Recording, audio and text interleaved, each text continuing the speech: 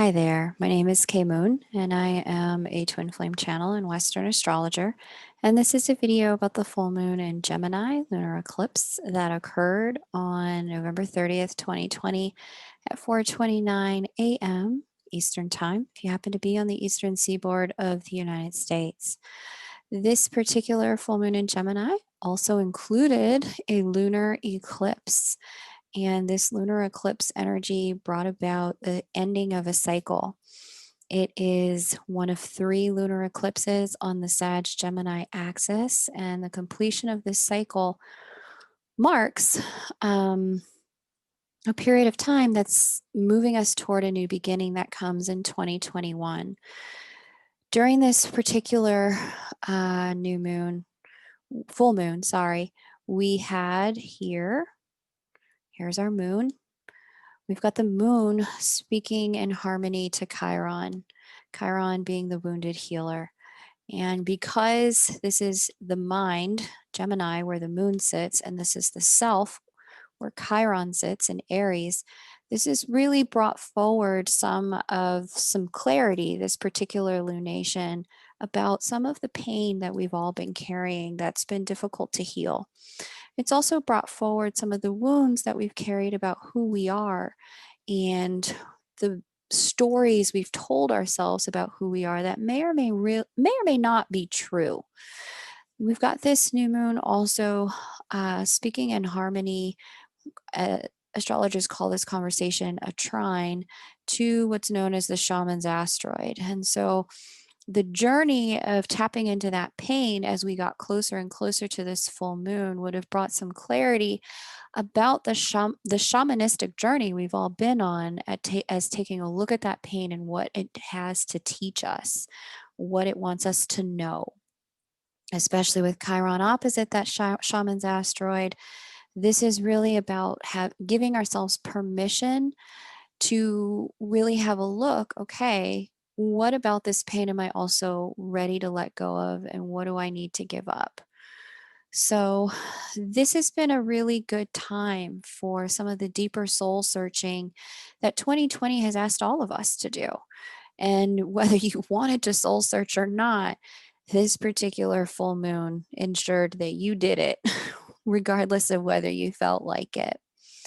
We've also got a squaring to Nessus. Let me just pull up Nessus here. And the thing about Nessus, we all have a Nessus. Nessus is kind of our OCD point. It's where we kind of latch on to something in our minds and we kind of replay it over and over and over again, or feel the need to redo it over and over and over again. So with Nessus there in Pisces, there is a little bit of some of the cosmic, psychological, subconscious cobwebs that have definitely been floating into all of our consciousness with a little bit of, gosh, I thought I dealt with that. Why am I still here? So, hopefully, you've been able to get a mental hold on what some of this energy has been for you. Full moon tends to illuminate things, it brings things to light. It's a culmination cycle. Hopefully, you've gotten the clarity about where those wounds and some of that pain is so that you can take it into whatever your process of healing is going to be as we begin to wrap up 2020.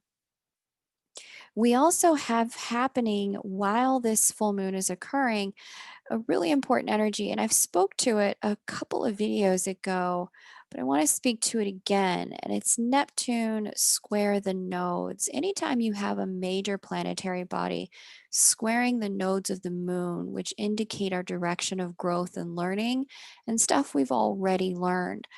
Anytime you've got a major planetary body speaking in a conversation of tension, what we have here is that planetary body really asking us, who are you going to be in the face of what you've learned and what you still need to know? And Neptune here is about our spirituality and our spiritual growth. And there could be some tension around what you feel like is your spiritual path and what's spiritually true for you, and where it is you're at and what life is calling you to do. The main thing about this energy, because these are all mutable signs, is to stay flexible. Mutable energies are the energies that take us from one season to the next. So in Gemini, we start specifically in spring, but Gemini season ends in summer if you're in the northern hemisphere of the globe. We have Virgo, which starts us off in summer, but it is officially fall by the time Virgo season ends. Sagittarius is the energy of starting off fall, but definitively being winter once Sagittarius season is over. And finally, the Pisces season takes us from winter back into spring. Now, as you may notice with any of those mutable seasons, it's not a straight line.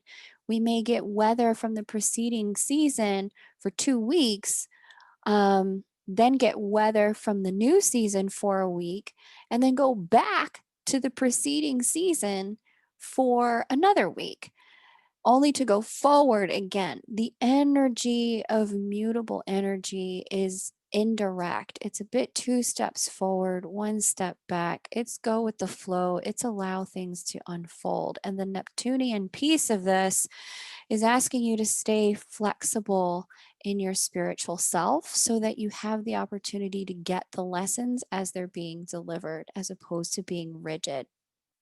Okay. Um, in addition to this, we also have Venus, trine Nessus, and Sun square Nessus. So Nessus is really kind of a hot spot at this particular point in time. And the Nessus energy, here's Nessus, here's Venus, making the trine. We've got here's the Sun, making the square. And then we have the moon, sorry, not the moon, but the moon and the nodes in this square energy here. There's this energy here where Nessus is really kind of playing up the things that we can't ignore anymore. The thing about the Nessus energy is it drags our attention, whether we want to pay attention or not, to that thing that must be resolved. And because of the energy of this particular full moon, speaking to Chiron, it's specifically about pain. It's some of the woundings about who we are that must get resolved before we close out 2020. So, whatever that is for you that you've really kind of been confronting for about the last 30 days leading up to this full moon, whatever that is, that wounding in yourself, this is really the full moon that's asking you to finally have a look at that pain, have a look at that wounding, have a look at where that those scars are, and see what you can do to get healing around it.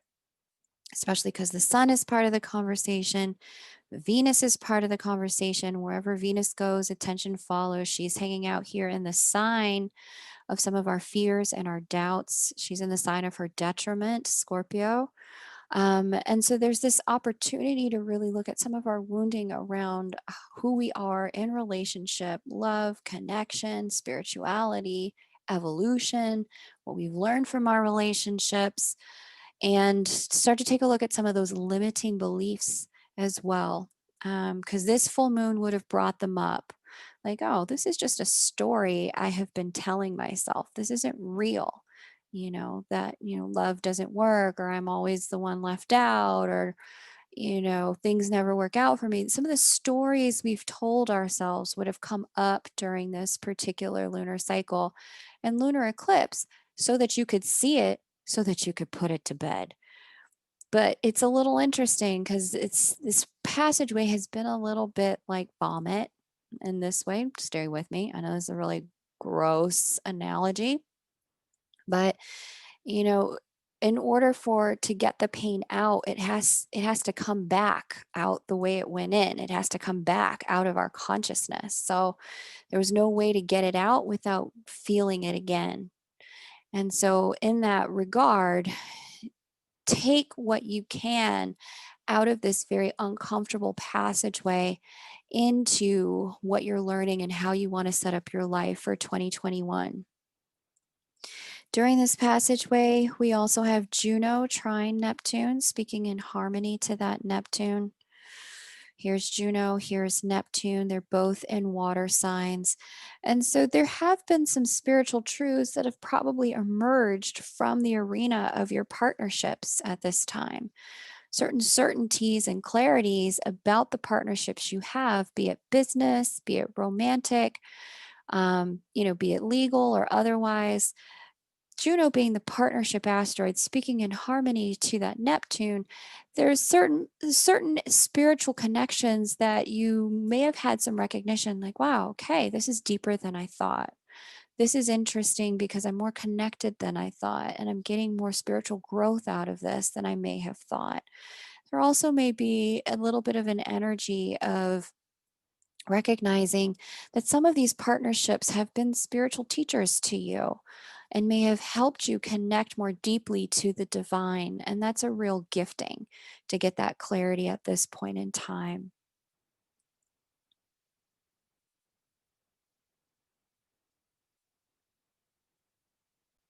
And finally, we have the wrap up of this.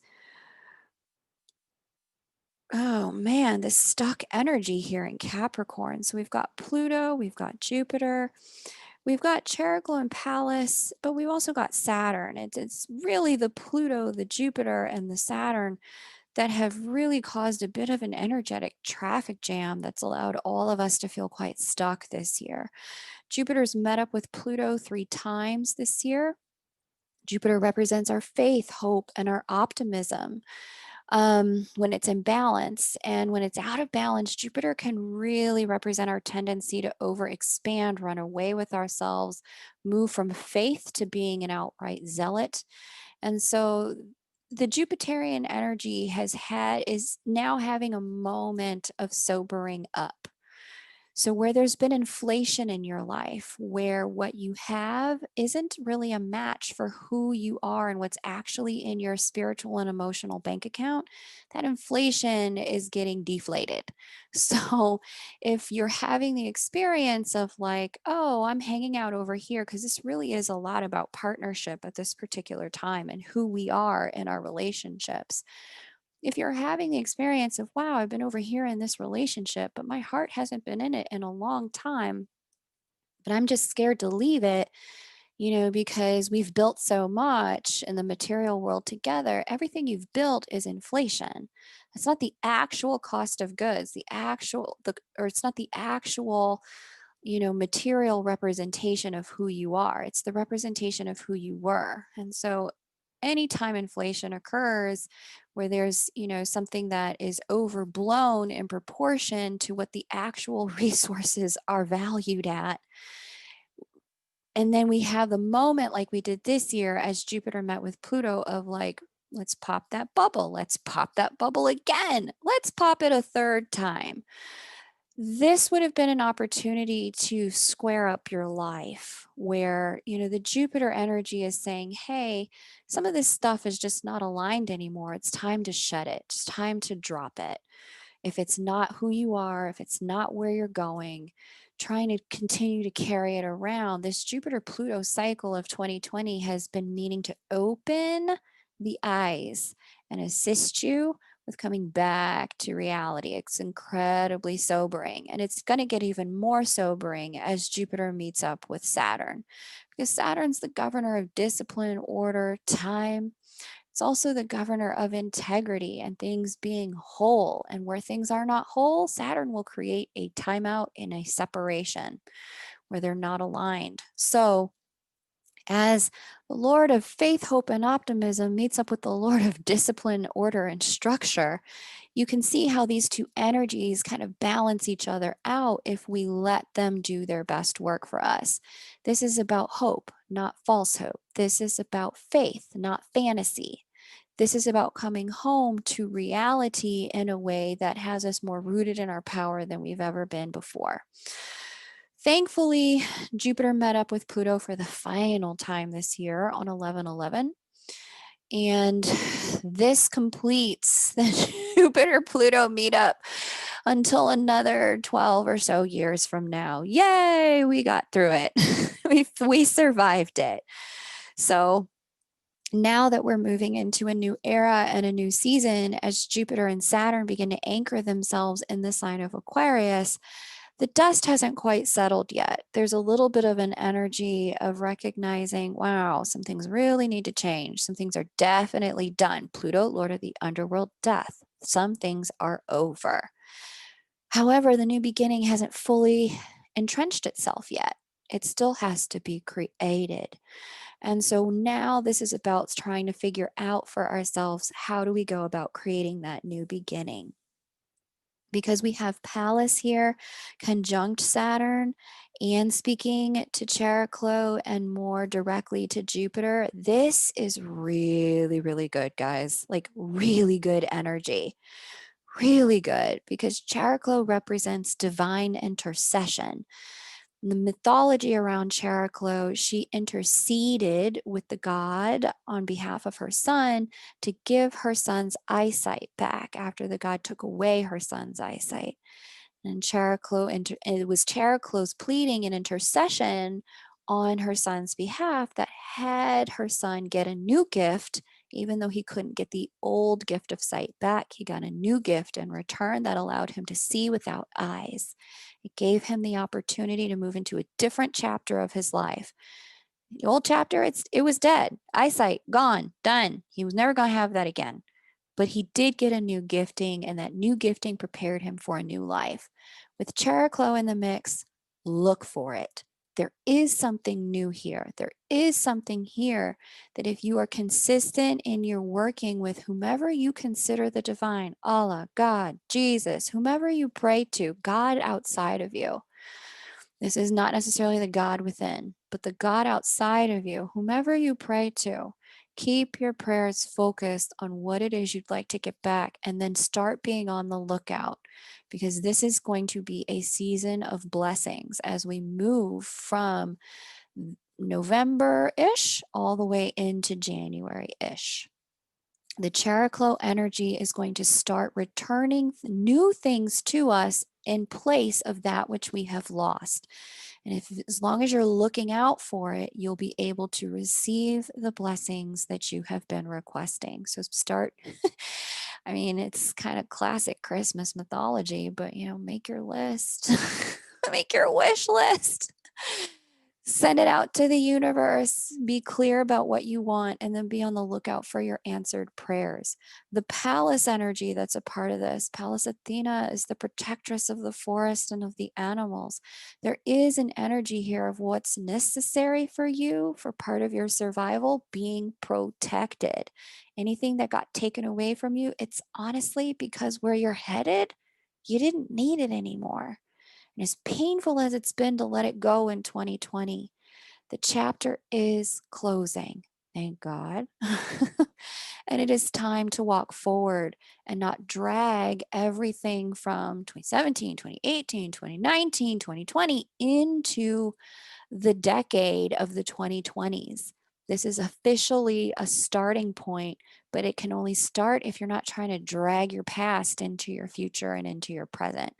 The Pallas energy is making sure that we are all protected. What we must have, we will have. Thank goodness. And the Saturnian energy here, Saturn can get kind of a bad rap astrologically, but Saturn's honestly one of my favorites because it guarantees integrity. And when things are not whole, when you chop off a leg of that three-legged table, we would say that table has lost its integrity. It's no longer integrally sound. When we have lost integrity, we can no longer perform or function at our optimum. And Saturn guarantees wherever Saturn's sitting, whatever Saturn's touching, Saturn will demand integrity. And if it can't get it, it will separate us from anything that's compromising our integrity. So if there are people, if there are job circumstances, if there are homes that you've been living in that you have been separated from at this time, it is because at this time it is not integral to whom you are becoming. And as painful as it can be to let some of those circumstances go, there is great hope, great optimism here to trust that what's going needed to go for now. and that there is something new that's going to come and bless you in its place. So I love that. Mercury is also sextile Jupiter at this time. And we also have partnership asteroids sextile Jupiter at this time, and Pluto as well. What's interesting about this, as I mentioned, this brings a real partnership energy to this particular lunation because Juno is the partnership asteroid. And because Juno and Mercury is about mind and communication, are both sitting there in the sign of the resurrection cycle, death, afterlife, rebirth. That's Scorpio, change, transformation, growth. Because those energies are speaking in harmony to Jupiter, there is a little bit of energy here of, the Jupiter hope energy, the faith energy, the optimism energy, the expansion and growth energy, having us recognize, okay, these are the people, these are the places, the circumstances, the partners, if you will, that are going to enrich you for your journey forward. There's also a clarity here. This is where there needs to be some distance. There may be some people who have been sitting front row at your show. There's some of these people that now need to go sit in the balcony for reasons that only you know, but there are some people that they just can't have ringside seats anymore. They need to go sit in the balcony so that you can grow, evolve, and transform. And so you're probably getting a sense of that as we close out this year. It's like, yeah, some of these connections, they're really they're done. Pay attention to the people represented by the house that Scorpio governs in your chart and the house that Capricorn governs in your chart. Not all the houses, but most of them have a person or a type of person associated with them. And if you're a part of Star School, you can check this out inside of your workbook. When we walk through the houses in Star School 101, I laid out for you which people are connected to each house. So those are the relationships that are being asked to be transitioned as we wrap up 2020. It's okay to know that, sometimes people are here to help us evolve. They're here for a season, and there's nothing wrong with that. Do your best to walk across the bridge without burning it. We don't have to burn something down in order to complete moving out of the house, burn the bridge to complete walking across it. It's okay to, say, hey, I feel like we've grown in the way we're growing. We're going to grow in the intimacy that we've had up until this point. It's time for me to start exploring some new stuff. I still want you in my life, but I likely won't be able to be as connected as we've been until, further notice or for the foreseeable future. And it's, you didn't do anything wrong. Maybe they did, but the reality is I just kind of need some head and some heart space to sort out some other stuff for myself. So, best of your ability, disembark those people, like move them out of the front row, put them in the balcony so that you can start the process of the evolutionary work that you've been asked to do. Because as long as you are highly tethered to people who see old you the way old you has been, and they don't really have an understanding of new you because new you hasn't been built yet, you're going to struggle in building new you. They're going to want to keep that pliable, moldable part of who you are. They want to keep you in the shell that you've been in when you're trying. This year has been actively trying to break us all out of it. So, it's okay to transform, to shift, to change. Give yourself permission to do that. And give your relationships the opportunity to have the transition they need without burning any bridges, if you can do so. So that's kind of the energy here. It's soberingly hopeful. There's a sober optimism to this.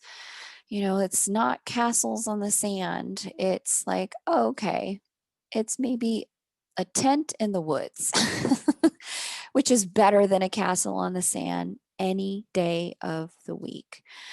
Thank you so much for subscribing. If you're new here, welcome.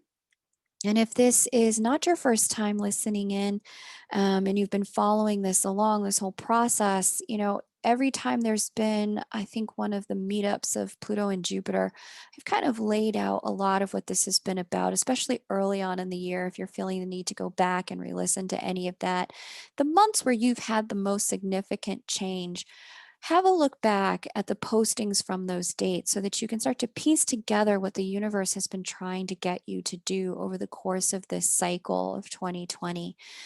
And once you've really kind of anchored into that, you'll get the opportunity to, start to lay 2020 to rest, which is what we're all being asked to do, because we've got a brand new beginning coming on the solstice, 12/21, and it's going to really hit a peak that second week of February.